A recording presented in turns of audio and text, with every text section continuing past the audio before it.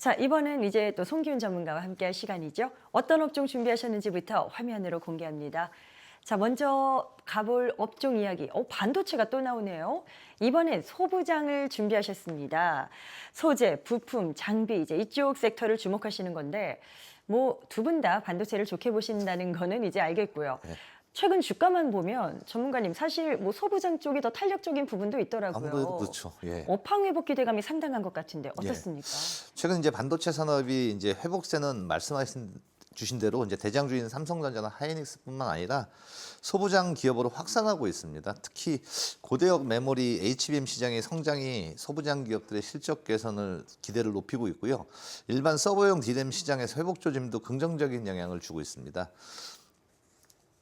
AI 기술 발전으로 이 고대역 메모리 수요가 폭발적으로 늘고 있고요. 또한 이제 HBM은 기존 DRAM보다 훨씬 복잡한 공정과 기술을 요하기 때문에 이 과정에서 소재 부품 장비 기업들의 역할이 더욱 중요해졌고요. 예를 들어 이제 HBM 생산에 필수적인 공정에 사용되는 장비나 재료를 만드는 기업들이 직접적인 수혜를 입고 있습니다. 네. 고대역폭 메모리뿐만 아니라 일반 서버용 DRAM 시장에서도 재고가 줄어들고 수요가 회복되면서 전반적인 반도체 업황이 개선이 되고 있고요.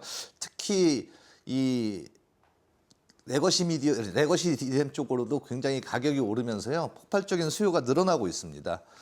여기에는 이제 이 DRAM 생산량 증가로 인해서 소부장 업체들이 직접적인 수혜가 예상이 되고 있습니다. 특히나 이게 중국 관련해서도 본다면 중국 쪽의 반도체 산업 성장이 국내 소부장 업체에 상당한 수혜를 누릴 수 있게끔 해주고 있다. 이런 분석이 있더라고요. 보니까 뭐 창신 메모리 테크놀로지, 양쯔 메모리 이쪽에서 이제 시설 투자 확대를 하는데 우리나라 업체들의 소부장 제품들을 대거 또 매입하고 있다고요. 예, 말씀하신 대로 이제 중국의 반도체 산업 성장이 한국의 소부장 기업들에게 긍정적인 영향을 미치고 있다는 분석이 많습니다. 특히 중국의 메모리 반도체 업체인 창신 메모리, 아까 말씀드린 이제 양쯔 메모리 등 시설 투자를 확대하면서 한국의 소부장 제품에 대한 수요가 급격히 증가하고 있고요.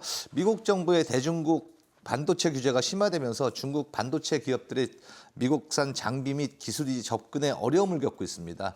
이 때문에 이제 중국 기업들은 한국과 일본, 비미국계 공급처를 다변화하려는 움직임을 보여주고 있고요. 이는 이제 한국의 소부장 기업들에게 새로운 기회가 되고 있습니다.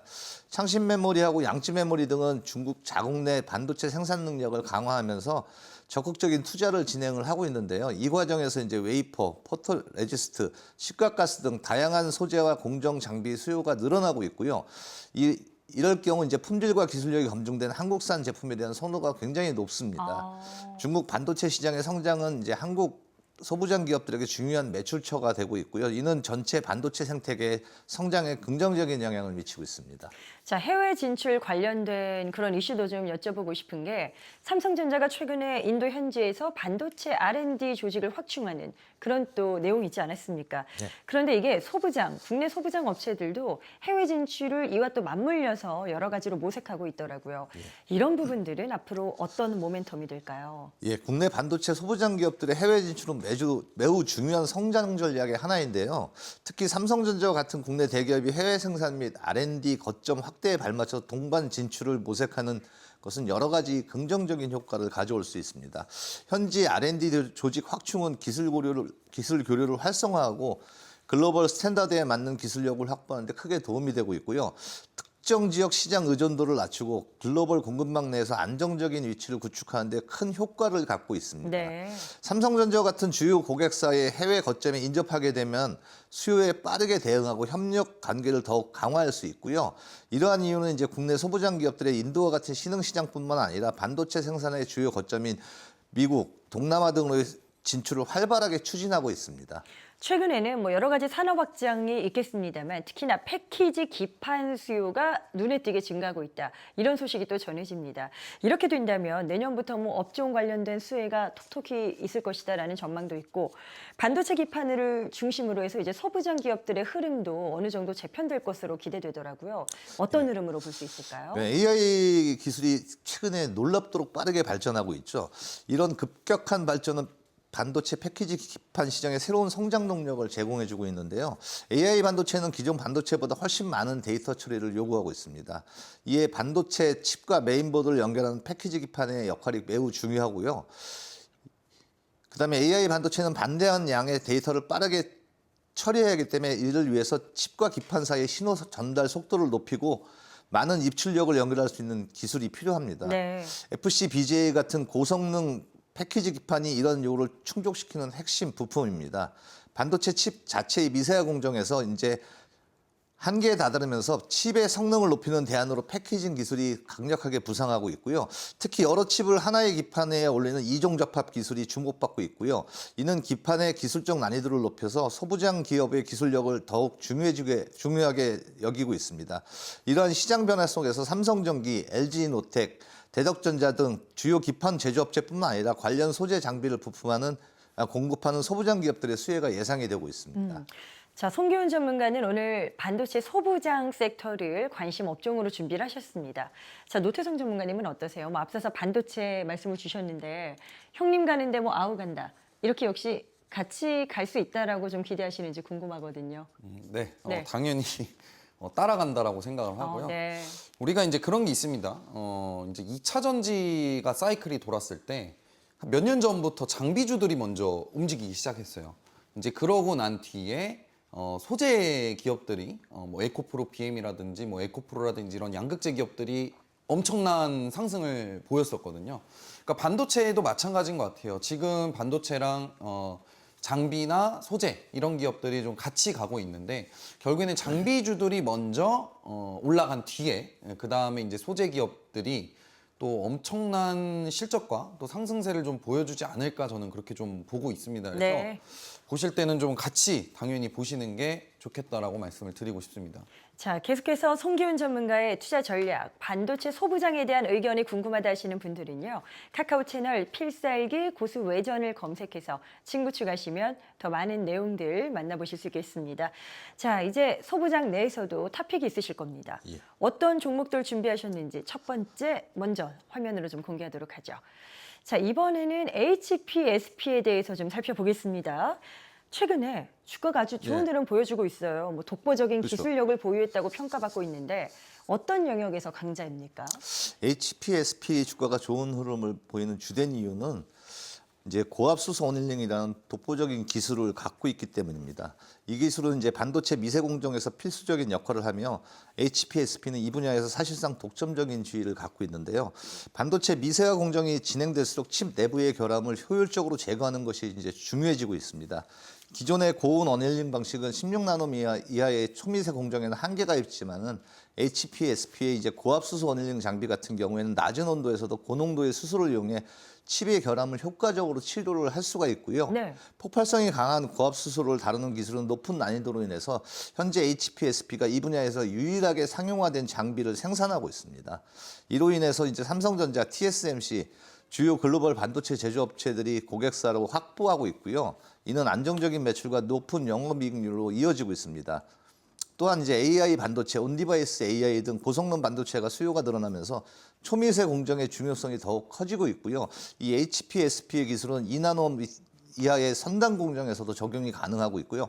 향후 반도체 시장의 고성능화에 따라서 지속적인 수혜가 예상이 되고 있습니다. 네, 말씀해주신 이유들 때문일까요?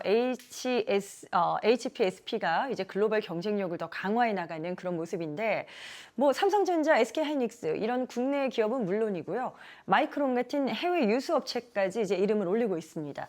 고객사 확보에 상당히 또 의미가 있는 부분인 것 그렇죠, 같아요.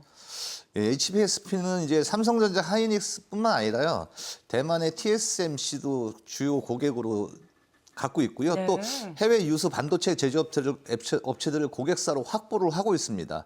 이는 HPSP가 보유한 고압수소 어닐링이라는 독보적인 기술력 때문인데요. 이 기술은 반도체 미세화 공정에서 발생하는 계면 결함을 효과적으로 제거하는 기술입니다.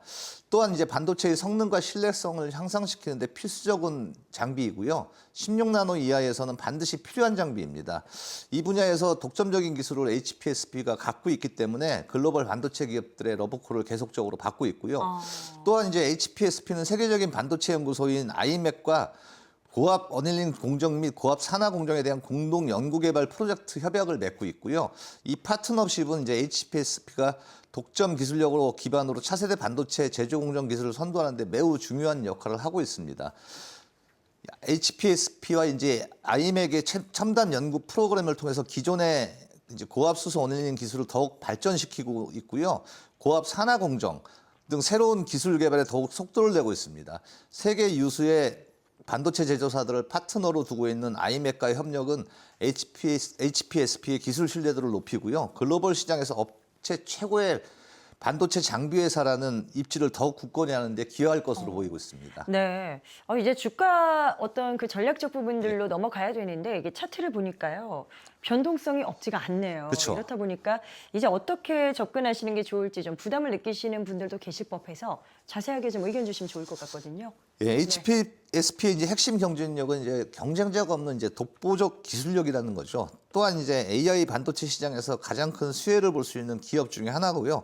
따라서 다 이제 단기적인 주가 변동성이 일비하기보다는 장기적인 관점에서 접근하는 게 유리할 수가 있습니다. 주가를 조정시마다 나누어 분할 매수하는 전략을 사용하는 게 가장 좋을 것 같고요. 매수는 28,500원 이하에서 분할로 접근해서 목표가는 4만 원까지 보유하는 전략을 제시해드리고요. 손절가는 25,000원을 제시해드립니다. 알겠습니다. 자, 먼저 HPSP를 첫 번째 탑픽으로 먼저 공개를 해드렸습니다. 자, 두 번째 종목으로 보도록 하겠습니다. 이번엔 어떤 기업일까요? 자, 두 번째 반도체 소부장 쪽 두산 테스나가 등장을 합니다. 하반기 외주 물량 증가로 이제 실적이 좋아질 거라는 기대감이 또 나오는 그런 기업이기도 한데요. 왜 어떤 배경에서 이렇게 좋아질 것으로 보이는지 뭐 요인들이 있겠죠. 네, 보통 반도체 투자 사이클이요. 네. 일반인들은 잘 모르는데 보통 4년을 침체를 겪고요. 2년을 투자가 많이 일어납니다. 그런 사이클로. 예, 반도체 네. 사이클은 보통 조선업 같은 경우에는 5년 상승, 10년 침체고 반도체는 4년 침체, 2년 상승 이런 구조를 갖고 있거든요. 근데 두산 테스나 같은 거 보시면은 네. 거의 지금 반도체 장비 쪽이 한 4년 동안 힘들었어요, 사실은. 약간 올해 2025년도에 첫 턴어라운드 되면서 반도체 장비 수요가 늘어나는 첫 해거든요, 올해가. 그러니까 네. 앞으로 반도체 장비 쪽은 2년 정도는 더 무난히 간다고 봐도 되겠죠. 두산 테스나 같은 경우에는 작년에 계속 물량이 줄면서 적자를 냈거든요. 근데 이제 올해 하반기부터 외주 물량이 증가에 힘입어서 내년 영업이익은 흑자 전환을 할 수 있다는 관측이 나오고 있고요. 특히 이제 삼성전자 등 하이닉스와 이제 주요 고객사의 재고가 소진되면서 반도체 생산량이 증가하고 있고요. 두산 테스나의 주력 사업인 시스템 반도체의 테스트 물량이 특히 빠르게 늘어나고 있습니다. 여기에 AI 반도체 수요 증가와 함께 고성능 반도체 테스트 물량이 확대가 될 것으로 예상이 되고요. 또한 두산 테스나는 전장용 반도체와 이미지 센서 테스트 분야에서 경쟁력을 강화하고 있습니다. 이 분야들 같은 경우에는 성장성이 높은 시장으로 향후 두산 테스나의 매출 성장을 강력하게 견인할 것으로 기대가 되고 있고요. 두산 테스나의 주 매출은 시스템 반도체에서 발생하고 있고요. 특히 모바일 기기나 애플리케이션 프로세서 같은 시모스 이미지 센서 테스트 비중이 높습니다. 여기에 삼성전자가 하반기에 이제 이 갤럭시 폴드를 출시하면서 수요가 굉장히 빠르게 늘어나고 있고요. 이외에도 이제 차량용 반도체와 이제 마이크로 컨트롤 유닛 테스터도 중요한 사업인데 이쪽에서도 많은 물량이 늘어나고 있습니다. 자, 증권가에서는 이 기업을 어떻게 바라보는가 뭐 한번 보니까요. 삼성 파운드리 이슈의 수혜주가 될 가능성에 기대를 거는 모습입니다. 자, 이렇게 된다면 뭐 2분기를 통해서 뭐 실적 회복세가 어느 정도 또 돋보였다는 점, 남은 하반기 실적까지 저희가 좀 긍정적으로 예상해도 괜찮을지 어떻게 전망하십니까? 예, 제가 보기에는 이제 4분기를 갖다가 본격 기점으로 해서 빠르게 이제 실적이 좋아질 거로 보고 있고요. 이제 증권가에서 두산 테스나를 삼성전자 파운드리 사업의 수혜주로 보는 데는 타당한 이유가 있습니다. 네. 파운드리 업계의 주문량이 빠르게 증가를 하고 있고요. 특히 고성능 시스템 반도체의 생산이 늘어나면서 테스트 물량도 빠르게 증가하는 추세가 있습니다. 또 삼성전자를 비롯해서 파운드리 고객사들이 생산량이 늘어날수록 후공정 테스트 물량을 이제 두산 테스나가 전문으로 전담하는 구조가 되고 있고요. 2분기 실적에서 이미 본업 회복세가 확인이 됐고요. 하반기에는 신제품 출시와 더불어 전방 산업 수요 회복에 더 힘입어서 실적 개선이 더욱 뚜렷해질 것으로 기대가 됩니다. 따라서 하반기 실적도 굉장히 긍정적으로 보고 있고요. 주요 스마트폰 제조사들의 신제품 출시가 모여 있는 게 주로 하반기거든요. 네. 신형 스마트폰에는 이제 새로운 AP가 탑재가 되는데 이로 인해서 두산 테스나의 AP 테스트 물량이 크게 늘어날 것으로 예상이 되고 있습니다. 자, 접근 전략 세워보도록 하겠습니다. 두 번째 탑픽으로 두산 테스나를 지금 준비하셨는데요. 주가가 뭐 역시 말씀하신 여러 가지 업황 회복 기대감 때문인지 반등을 계속해서 좀 보여주는 시도하는 모습입니다. 어떨까요? 뭐 밸류에이션 영역이나 접근 차원에서는 어떻게 바라보는 게 더 유리하다 보십니까? 예, 최근 이제 두산 테스나가 이제 업황 기대감으로 주가가 반등하고 있지만 밸류에이션에 대한 평가는 좀 엇갈리고 있거든요. 일부 투자자들은 실적 개선에 기대감을 반영해서 긍정적으로 평가하는 반면에 다른 투자자들은 여전히 밸류에이션 대비해서 부담이 있다고 이렇게 느끼는 분들도 많이 있습니다. 그러나 이제 두산 테스나 같은 경우에는 단기적인 주가 변동성을 보기보다는 회사의 장기적인 성장성을 보면서 접근하는 게 주요하다고 보고 있고요. 네. 시스템 반도체 테스트 시장의 성장과 삼성 파운드리 물량의 증가에 따른 실적 턴어라운드를 긍정적으로 보고 있습니다. 특히 이제 현 주가는 향후 성장성을 고려했을 때 굉장히 저평가되어 있는 영역이라고 평가하고 있고요. 특히 내년부터 본격적인 성장이 기대가 되는 만큼 현재의 밸류에이션은 진입하기에 전혀 부담이 없는 위치라고 생각하고 있습니다. 두산 테스나의 기술력과 시장 지배력만 본다면은 현재 두산 테스나의 가치는 굉장히 저평가 영역에 있고요. 매수 추천가는 38,000원 이하에서 분할로 매수 접근하여서 중기로 6만 원까지 보유하는 전략을 제시해드리겠습니다. 또한 이제 손절 가격은 반드시 지켜야 되는데요. 33,000원을 손절 가격으로 제시해드립니다. 알겠습니다. 자, 이렇게 해서 두 전문가의 관심 섹터, 투자 유망 섹터와 최선호주까지 전략을 세워봤습니다. 계속해서 궁금하신 분들 필살기 고수외전 카카오 채널을 검색해서 친구 추가하시면 되겠고요. 또 SBS BJ증권 유튜브 채널이 있습니다. 채널을 구독하시면 출연 전문가의 라이브 방송 같이 또 다양한 정보들을 확인하실 수 있겠습니다. 자, 모든 투자의 최종 판단은 투자자 본인에게 그 책임이 있습니다. 항상 자신의 원칙에 맞추어서 현명한 투자하시길 바랍니다.